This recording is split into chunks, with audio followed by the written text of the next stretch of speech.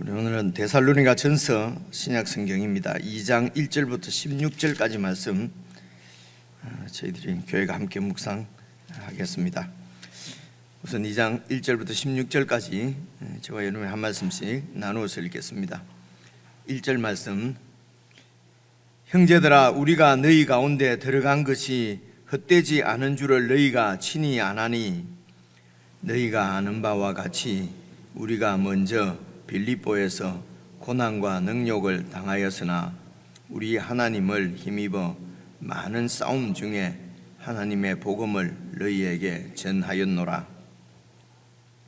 우리의 권면은 간사함이나 부정해서 난 것이 아니요 속임수로 하는 것도 아니라 오직 하나님께 옳게 여기심을 입어 복음을 위탁받았으니 우리가 이와 같이 말함은 사람을 기쁘게 하려 함이 아니요 오직 우리 마음을 감찰하시는 하나님을 기쁘시게 하려 함이라.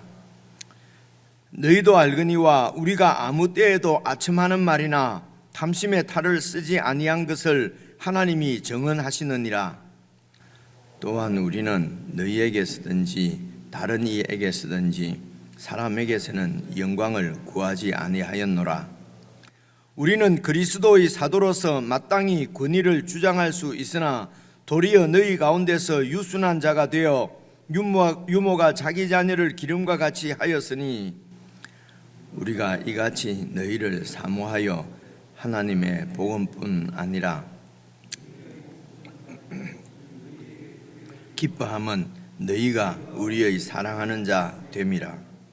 형제들아, 우리의 수고와 애쓴 것을 너희가 기억하리니 너희 아무에게도 폐를 끼치지 아니하려고 밤낮으로 일하면서 너희에게 하나님의 복음을 전하였노라. 우리가 너희 믿는 자들을 향하여 어떻게 거룩하고 옳고 흠없이 행하였는지에 대하여 너희가 증인이요 하나님도 그러하시도다. 너희도 아는 바와 같이 우리가 너희 각 사람에게 아버지가 자기 자녀에게 하듯 권면하고 위로하고 경계하노니 이는 너희를 부르사 자기 나라와 영광에 이르게 하시는 하나님께 합당히 행하게 하려 함이라. 이러므로 우리가 하나님께 끊임없이 감사함은 너희가 우리에게 들은 바 하나님의 말씀을 받을 때에 사람의 말로 받지 아니하고 하나님의 말씀으로 받음이니 진실로 그러하도다. 이 말씀이 또한 너희 믿는 자 가운데에서 역사하느니라. 형제들아, 너희가 그리스도 예수 안에서 유대에 있는 하나님의 교회들을 본받은 자 되었으니 그들이 유대인들에게 고난을 받은과 같이 너희도 너희 동족에게서 동일한 고난을 받았느니라. 유대인은 주 예수와 선지자들을 죽이고 우리를 쫓아내고 하나님을 기쁘시게 하지 아니하고 모든 사람에게 대적이 되어 우리가 이방인에게 말하여 구원받게 함을 그들이 금하여 자기 죄를 항상 채우매 노하심이 끝까지 그들에게 임하였느니라. 2장 오늘 읽은 본문 말씀이 좀 많이 긴데요. 몇 군데만 이렇게 살펴보고 그래서 문맥을 이 말씀에서 지금 말씀하시고자 하는 것을 우리가 같이 한번 살펴보고 개인적으로 묵상을 했으면 좋겠습니다. 오늘 2장 읽은 말씀은 1절에 있는 대로 형제들아, 우리가 너희 가운데 들어간 것이 헛되지 않은 줄을 너희가 친히 아나니, 그러니까 이 말씀은 무슨 말씀이냐면요 2절입니다. 2절 보시면은요 너희가 아는 바와 같이 우리가 먼저 빌립보에서 고난과 능욕을 당하였으나, 그렇게 해서 고난과 능욕을 당하고 우리 하나님을 힘입어 많은 싸움 중에 그렇게 지금 데살로니가 도착해서 여러분들을 처음 만났다, 이제 이런 말씀이지요. 그래서 2장 오늘 읽은 말씀은 바울 그 선교팀이 어떻게 데살로니가 가서 지금 데살로니가 성도들을 만나고 그들에게 어떤 복음을 전했고 어떻게 해서 이제 교회가 이렇게 세워졌는가 하는 것을 다시 이렇게 돌아보면서 그 이제 성도들이 데살로니가 교인들이 그것을 다시 상기하고 기억하고 이제 거기에 담겨진 이제 의미들을 지금 이렇게 쭉 이렇게 좀 자기를 이렇게 변호하는 듯한 그런 그 느낌도 지금 읽어보니까 들지 않습니까? 그래서 이제 이렇게 된 이유는 지금 이런 말씀을 쭉 하는 이유는 여러분 이런 것입니다. 그 당시에 여러분 2000년 전 그때에 지금 이 마게도냐 지방이거든요. 마게도냐 지방은 그 이제 아래로 내려오면 어제 말씀드린 대로 아가야 지방인데, 아가야 지방에 여러분 고린도나 아테네나 이런 그 고대 2000년 이때에, 그러니까 이 그리스 쪽에 철학이 아주 발달해 있었을 때거든요. 그래서 뭐 어떤 문헌에 의하면 철학 얘기 성경에서도 아마 사도행전 읽으면 그런 얘기 나오죠. 그들은 하루 종일 그런 이런 철학 이야기만 하고 하루를 보내고 뭐 그랬다고 그래요. 그러니까 이제 이렇게 되면은 이런 이제 뭐 종교 철학 같은 이런 데 대한 이제 선생님들이 많이 나타나지 않겠습니까? 아주 유명한, 지금도 왜 우리 뭐 TV 보면 뭐 강사 그런 뭐 무슨 여러 군데 여러 방면에 어떤 뛰어난 이런 강사들이 TV 같은 데서 활동을 많이 하지 않습니까? 그러니까 그 당시에도 이제 철학이 이렇게 발달하면은 철학 선생님들이 사실은 이제 이곳저곳 다니면서 이제 철학을 가르치지요. 가르치고 그러면 이제 철학을 배우러 이렇게 이런 뭐 소크라테스에게 뭐 그 제자들이 오고 뭐 이런 얘기들 우리가 대충 뭐 들어서 알고 있지 않습니까? 그리고 그 당시에 이제 실제적으로 이제 그렇게 했는데, 그래서 이런 철학 선생들이 가서 자기가 배운 혹은 자기가 뭐 이렇게 그 주장하는 여러 가지 이런 철학적인 이야기들을 가르치고, 그리고 이제 수강료를 받고, 그것이 사실은 이런 철학 선생님들한테는 생계 수단이지요, 그죠? 그리고 이제 그것에서 잘 가르치고 또 다른 지역으로 또 가고, 지금 같으면은 학원으로 이해를 하면 될까요? 지금은 이런 학생들이 찾아오지만 그때는 이제 이런 뭐 그렇게 찾아오는 유명한 선생님도 있겠지만은 이제 그렇지 못한 또 많은 선생님들은 이렇게 뭐 찾아다니면서 하지도 않겠습니까, 그죠? 이제 그런 상황들이 이렇게 그런 상황 가운데 있었습니다. 여기에 이제 바울 팀이 와서 예수 그리스도의 복음을 전한 것입니다.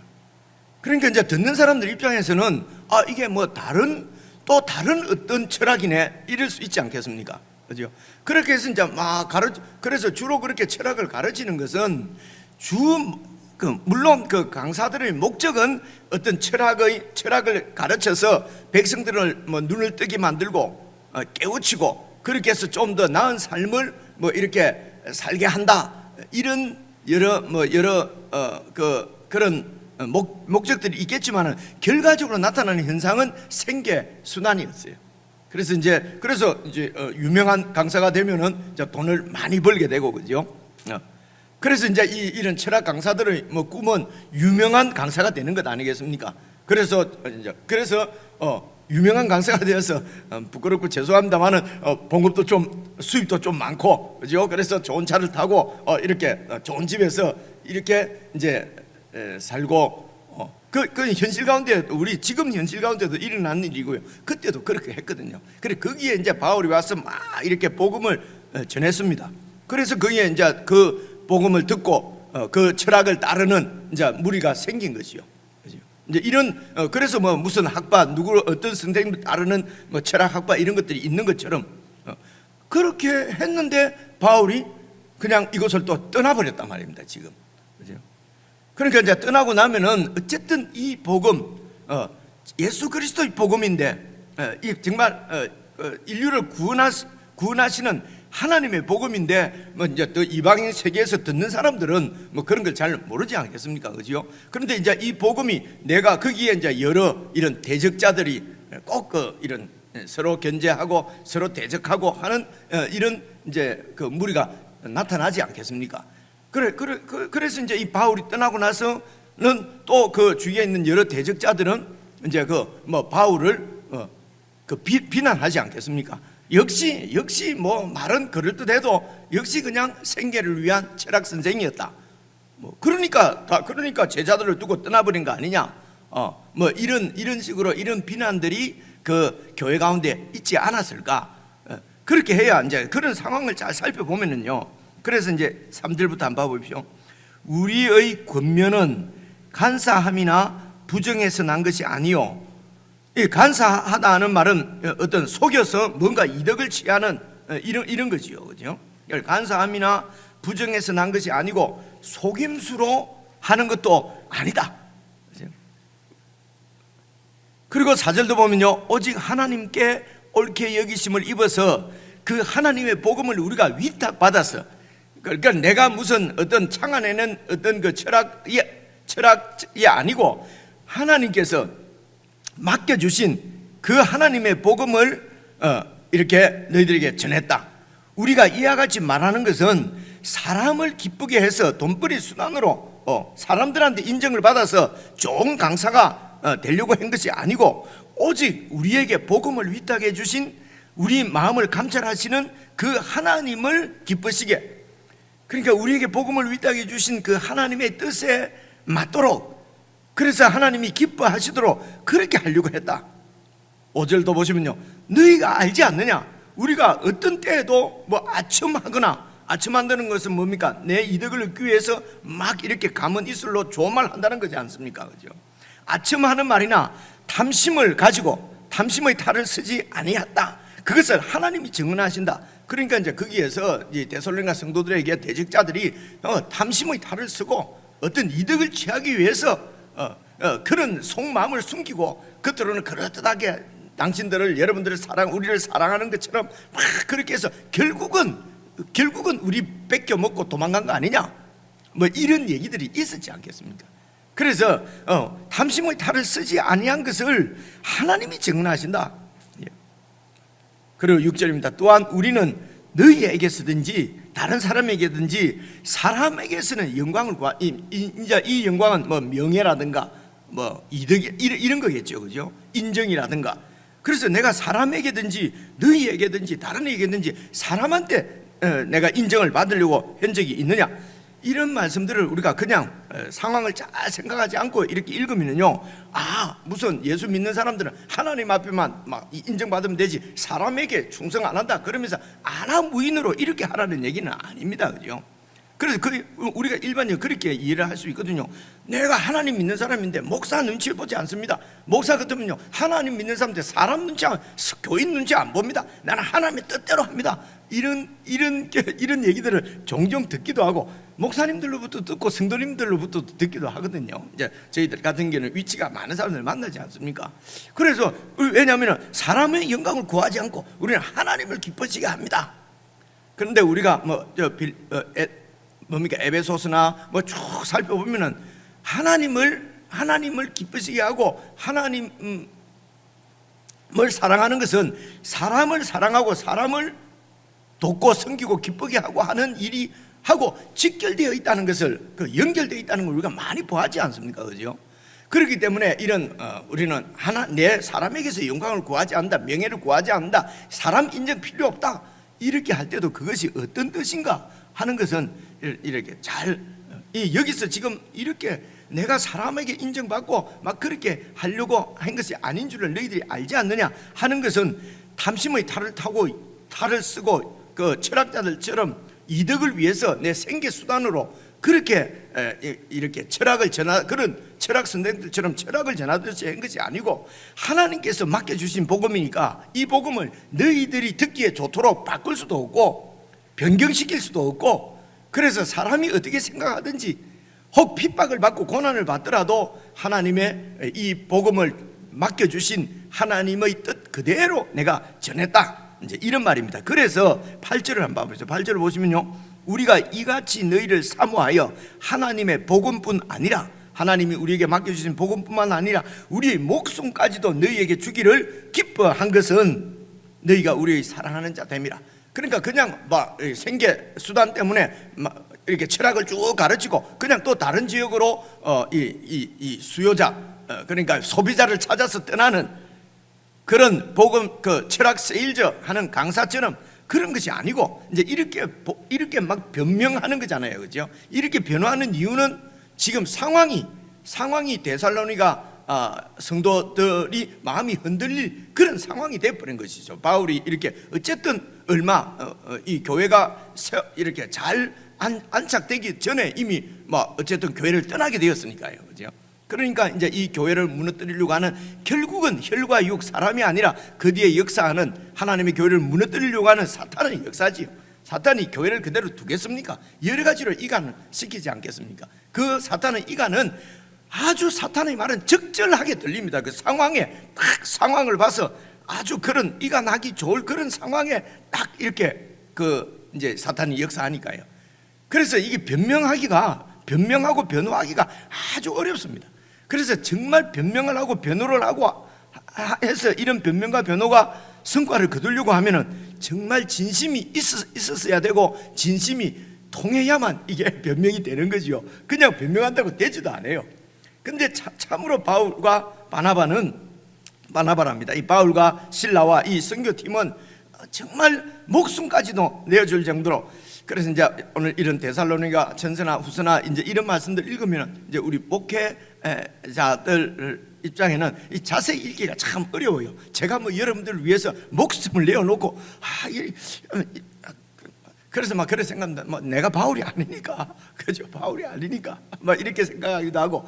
그래서 이렇게 목회자들은 목회자들대로 어쨌든 이런 말씀을 가지고 우리의 이 완전히 폐부를 찌르는 말씀이잖아요, 그죠? 뭐 그냥 대충 이렇게 하면은 좋은 목사 소리 듣고 좋은 목회자 소리 듣고 막 이렇게 할 수 있는데, 그런데 하나님 사람들의 영광을 구하면은 그렇게 할 수 있죠. 그리고 사람들에게 인정받기 위해서 또 이렇게 제스처도 이렇게 그 외식도 할 수 있고요. 그런데 이제 하나님 말씀 앞에서 이런 말씀을 들으면은 참 마음이 저 같은 경우는 하루 종일 편치 않을 때도 있고요. 이제 지금은 이제 뭐 그 세월이 지나서 그렇습니다만, 좀 젊을 때는 야, 이거 막 꼭 이거 목사를 정말 해야 되냐, 내가 막 이렇게 정말 교회를 위해서 목숨을 버리면서까지 이렇게 이제 이런 갈등들도 참 있고, 지내놓고 보면 그런 갈등들이 그래도 지금 오늘 막 여러분들에게 말씀을 전할 이 정도까지 이렇게 그 붙잡아 주신 것 아닐까. 이런 갈등들, 그런 어떤 말씀에 이런 그 찔림이 없었다면은 그저 정말 생계 수단으로 욕심으로 그냥 갖지 않았을까. 이제 그러면서 또 감사도 드리고 이렇게 하면서 우리 신앙이 조금씩 이제 성장하는 것 같습니다. 그래서 이런 데살로니가서에 있는 말씀은 꼭 목사들을 위해서 목사들만 교훈하기 위해서 하나님 주신 말씀은 아닌 것 같고요.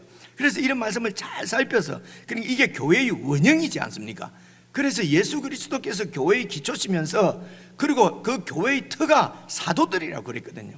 그러니까 이제 초대 때 이 12사도와 또 바울, 이 사도들이 전한 복음, 뭐 그들이 꼭 맞다 이런 뜻이라기보다는요, 그분들이 예수님께로 직접 들어서 딱 세운 그 교회의 기초라는 것입니다. 그게 성경이거든요. 그래서 이런 사도들의 가르침, 성경의 가르침이 외에 그 뒤에 또 우리 뭐 선교사들이나 목사들이 하나님이 목회자들을 통해서 말씀을 주시지 않느냐 그러면서 제가 어떤 뭐 이런 뭐 깨달은 것이나 뭐 이렇게 해서 또 이렇게 하는 뭐 이런 말씀 설교가 성경과 같은 권위를 가질 수는 여러분 없습니다. 잘못하면요, 제가 하는 말이 또 성경으로 기록을 해야 될 수도 있지 않아요, 그죠? 그런 의미에서 오직 이제 사도들로 통해서 주어진 이 복음을, 예수 그리스도의 복음, 그래서 많은 예수님의 제자들 중에서도 12제자들 특별히 그러니까 그 제자들, 12제자, 12사도 이렇게 해서 딱 하나님께서 뭐 그런 초창기 그룹만 이런 발기인들이죠. 교회로 치면 발기인들만 챙기시고 좋아하시고 발기인들만 인정해 주시고 뒤에 어떤 이런 믿는 사람들은 인정, 이런 뜻이 아닙니다. 이 복음의 순수성이 이 사도들을 통해서 딱 이렇게 그것을 교회의 터로 딱 만들지 않으면은 이렇게 교회를 무너뜨리려고 하는 많은 사탄의 세력들도 있고요. 그래서 교회를 무너뜨리기 위해서는 사람들을 이렇게 미혹하는 것이거든요. 그래서 나는 정말 진실로 주님을 믿고 있다고 생각하지만 또 미혹되어져서 여러 가지 반복음적인 이야기나 그런 행태나 이런 삶을 살 수도 있지 않겠습니까, 그죠? 그래서 그런 우리의 모든 가르침이나 우리의 모든 그리스도인의 삶은 성경에 의해서 체크가 되어져야 된다는 것입니다. 이제 그런 말씀을 드리는 거죠. 그래서 이런 말씀을 우리가 이 성경 말씀을 읽을 때에 이제 목회자뿐만 아니라 이제 성도님들도 어떻게 믿는 것이 정말 이게 진실하게 오늘 우리가 찬송 드린 대로 정말 진실한 신자 되기 원합니다. 정말 진심으로 그렇게 주님을 섬기고 싶습니다. 이런 진심을 어떻게 섬기는 것이 그러면 정말 바르게 믿는 것인가 하는 것은 이제 성경을 잘 살펴서 이 성경의 말씀으로 이제 우리 자신을 이렇게 비춰봐야 되는 것이죠. 그래서 비춰봐서 성도님들도 그렇고, 그리고 성도들을 향해서 하시는 말씀이 있을 때는 목회자들이 또 막 어제도 목사님과 만나서 그런저런 얘기를 했는데요. 이 설교자의 빠지기 쉬운 함정은 제가 여러분들에게 막 설교를 하면은요, 그 설교의 대상에서 나는 빠져버리는 거예요. 나는 설교를 전하는 사람이고 듣는 사람은 여러분들이니까. 그래서 이게 또 여러분들은 그 말씀에 의해서 변화되어지고 나는 무슨 열애된 것처럼, 그죠? 열심히 합시다 하면 나는 열심히 하고 있으니까 이렇게 빠져버린단 말입니다. 그래서 이제 저 같은 경우에는 목사도 여기 교회를 세우기 위해서 여러 은사들을 맡겨주시는 은사 중에 역할을 맡은 성도이지, 무슨 따로 여러분들 위에 있는 무슨 그리스도의 무슨 그 권위를 가지고 이렇게 하는 것은 이제 아니라는 생각을 늘 하고, 그래서 여러분들과 똑같이 제가 전하는 하나님의 말씀에 의해서 한계 제한을 받고 통제를 받고 통치를 받아야 되는 거지요. 그래서 제가 이렇게 말씀의 통치를 받으려고 하는 것처럼 여러분들도 이거는 목사들한테 하는 말이네 이래 버리면은 그 말씀이 저한테 건너가 버린다는 것입니다. 그렇기 때문에 이 말씀도 내가 목사는 아니지만은 그러나 목회자에게 하시는 하나님의 그 뜻이 오늘 성도들을 향해서 하는 말씀하시는 뜻이겠죠. 그렇죠?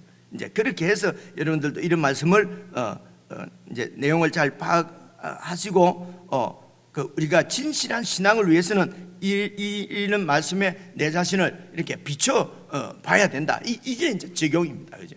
내 삶에 잘 적용을 하려고 하면은 이 말씀의 상황이나 말씀의 뜻을 우리가 잘 익숙하게 아는 것이 좋습니다. 그래서 여러분 우선 2절을 보시면요, 너희가 아는 바와 같이 우리가 먼저 빌립보에서 고난과 능력을 당하였으나 그렇지만 우리가 하나님을 힘입어서 많은 싸움 중에서, 싸움은 누구하고 막 싸워서 이겼다는 것이 아니라 그런 정말 나를 무너뜨리려고 하는 여러분 그런 고난과 능력을 받은 것이 다른 일이 아니라 예수 그리스도의 복음을 전하다가 어떤 고난과 능력이냐면요, 여러분 이게 사도행전 16장에 나오는 말씀인데요, 이런 얘기입니다. 이제 이 바울과 이제 신라 그 선교팀이 이제 복음을 막 전하면서 여러분 그 귀신 들린 어떤 여종을 고쳐줍니다. 여러분 기억나? 찾아서 읽어보시면 간단한데요, 그냥 제가 이야기를 해드리겠습니다. 그래서 귀신이 들린 어떤 여인을 고쳐줬습니다. 그래서 그 여인이 그 귀신 들려서 그렇게 살다가 정신이 온전해졌어요. 이게 얼마나 박수받고 축하받을 일입니까? 그런데 그 여종의 주인들은 그 귀신 들린 종을 이용해서 점을 쳐가지고 많은 돈을 벌고 있었거든요. 그런데 이 귀신 들린 여자가 귀신을 쫓아내버렸으니까 그 여자가 정신이 온전해지니까 이 주인들이 이 수입이 없어져 버린 거예요. 여러분 사도행전 16장 그대로 나옵니다. 수입이 없어져 버렸기 때문에 너무도 화가 나고 분노해서 이 바울을 잡아가지고 이제 그 관과로 끌고 갑니다.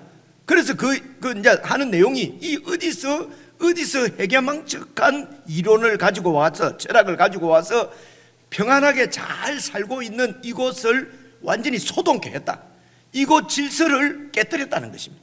그냥 우리가 잘 살고 있는데, 그러니까 잘 살고 있는 것은 그 주인들 입장이죠. 그죠? 지금 평안하게 잘 살고 있는데 이 이상한 철학을 가지고 와서 동네를 지금 소동시키고 있다. 그렇게 해서 여기에서 매를 맞고, 아주 매를 맞고 그러니까 올바른 재판을 한 것도 아닌 것 같아요. 매를 맞고 그래서 감옥에 갇히고 이런 능력을 당했어요. 여기에 고난과 능력은 그래서 이렇게 고난과 능력을 당한 것은 복음을 전한 것 때문에 손해를 입은 사람들에게서 그냥 린치를 그냥 조금 불편한 게 아니고요, 완전히 능욕을 당했어요. 매를 얼마나 맞고. 그래서 이렇게 되면은 복음 전하는 것을 포기하지 않겠습니까? 그죠? 아니, 내가 이게 하나님이 살아계신다면 하나님 뜻대로 하나님 복음을 전했는데 이렇게 두들겨 맞고 두들겨 패려고 하는 손목 아지가 그냥 날아가 버리든가, 하늘에서 불이 번쩍해서 이렇게 복음 전하는 사도를 어떻게 위해를 가려고 하면은 그냥 막 벼락이 떨어져서 그 사람 죽어버린다. 우리 이제 이런 생각을 하거든요. 일반적으로 하지 않습니까? 그런데 복음을 전하다가 전혀 그런 거 없이 능욕을 당했습니다. 고난을 당했습니다. 그래서 여기서 많은 싸움 중에 하나님의 복음을 전했다는 것은 하나님의 복음을 전하니까 무슨 우리가 말하는 복이 아니라 고난과 능력이 있었지만은 그 고난과 능력을 이겨냈다는 것입니다. 어떻게 이겨냅니까? 하나님의 복음을 포기하지 않았다는 말이죠. 2절이 그 말씀입니다. 너희가 아는 바와 같이 우리가 먼저 빌립보에서 큰 고난과 능력을 당했는데, 그러니까 데살로니가 도착했을 때는 어땠겠습니까? 상처가 그대로 있었을 수도 있지요. 그죠? 바른 치료나 했겠습니까? 그죠? 어쩌면 한 다리를 질질 끌고 왔을 수도 있고요. 그죠? 두드려 맞은 얼굴이 부어서 그런 상태로 데살로니가에 왔을지도 모르지요. 그런 많은 싸움 중에 하나님의 복음을 너희에게 전했다. 그래서 이 복음을 들으면은, 그래서 이거는 그냥 철학 정도가 아니고 완전히 삶을 뒤바꿔 놓는, 왜 뒤바꿉니까? 주인이 완전히 바뀌어 버리는 거니까요. 그죠? 예수 그리스도께서 주인이시고 그분이 왕이시고 그분의 나라의 백성으로 우리가 통치권으로 안으로 백성으로 그분 나라에 들어간 것이죠. 천국에 들어간 것이죠. 그래서 천국 시민으로서 이 땅에 사니까 이 반대하는 우리하고 다르고 우리의 이익을 뺏어가 버리는 거죠. 그죠? 그래서 쭉 내려가서 보십시오. 13절로 보시면요, 이러므로 우리가 하나님께 끊임없이 감사함은 너희가 우리에게 들은 바 하나님의 말씀 받을 때 사람의 말로 받지 아니하고. 그래서 여러분 데살로니가 사람들은 이렇게 바울이 와서 하나님 말씀을 전할 때에 그것을 일반 철학 선생들의 철학의 일종으로 그렇게 받은 것이 아니고 하나님의 말씀으로 받았다. 진실로 내가 전한 그 복음은 진실로 그러하다. 하나님의 말씀이다. 그래서 이런 말씀을 가지고 설교자가, 내가 설교하는 것이 하나님 말씀을 받는 것처럼 받아야지, 목사가 설교하는데 사람 말 하는 것처럼 받지 말고 하나님의 말씀으로 받으세요. 그게 여러분 성경에 나오지 않습니까? 이런 말씀도 우리가 많이 듣지 않습니까? 그죠? 제가 늘 조심하는 것은 설교 단상에서 제가 말하는 것을 여러분들이 하나님 말씀으로 받으면 안 됩니다. 그죠? 이런 게 오해가 생길 수 있는 게요, 설교자가 설교 단상에서 하는 것을 하나님 말씀으로 받으면 안 되고요, 안 되고 설교자가 말하는 것이 성경에 있는 내용이냐 하는 것입니다.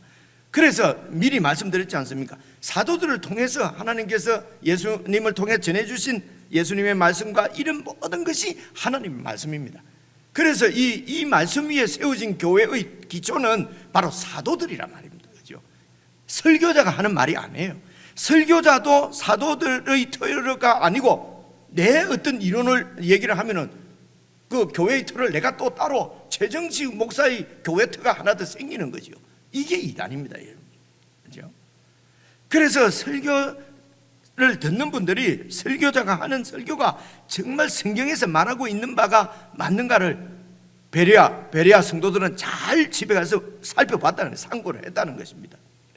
그래서 할 수 있는 대로 제가 설교를 할 때는 성경을 같이 보면서 이게 지금 최 목사가 말하는 설교가 성경이 이 말에 이게 정말 그런 뜻인가 하는 것을 잘 살피면서 성경 말씀이 하나님 말씀을 들어야 이 데살로니가 사람들이 바울이 전하는 복음을 하나님의 말씀으로 들은 것처럼 우리가 목사의 설교를 들 때도 그 하나님의 말씀을 바울을 통해서 혹은 12사도를 통해서 주신, 아니면 예수님께서 직접 하신 하나님 말씀을 들어야 된다는 거죠.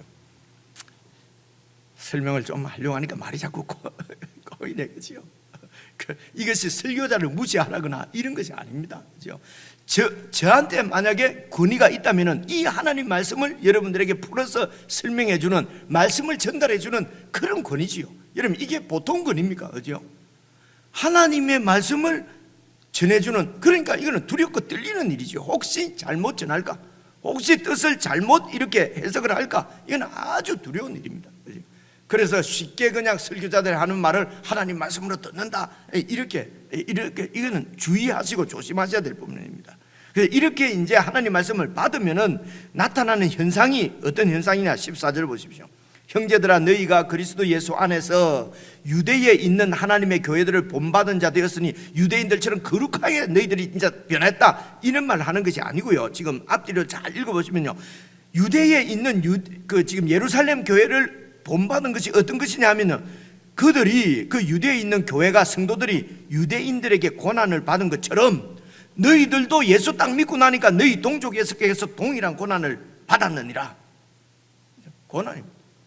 유대에 있는 그리스도인들이 왜 유대인들로부터 고난을 받았습니까? 다르다는 것입니다. 우리가 유대교 안에서 잘 지내고 있는데 그 유대교 안에서 서로 이런 질서가 딱 세워져 있습니다. 막 권세가 있는 사람이 있고 없는 사람이 있고 딱 세워져 있는데, 여기에 예수님이 주시다, 왕이시다 그러면서 이런 질서가 완전히 전복되는 것입니다. 유대인의 그 막강한 권위를 가지고 있었던 제사장 그룹이나 혹은 뭐 이런 바리새인들에게 예수님이 말씀으로 도전하는 것처럼 그렇게 느껴지지 않습니까? 그죠?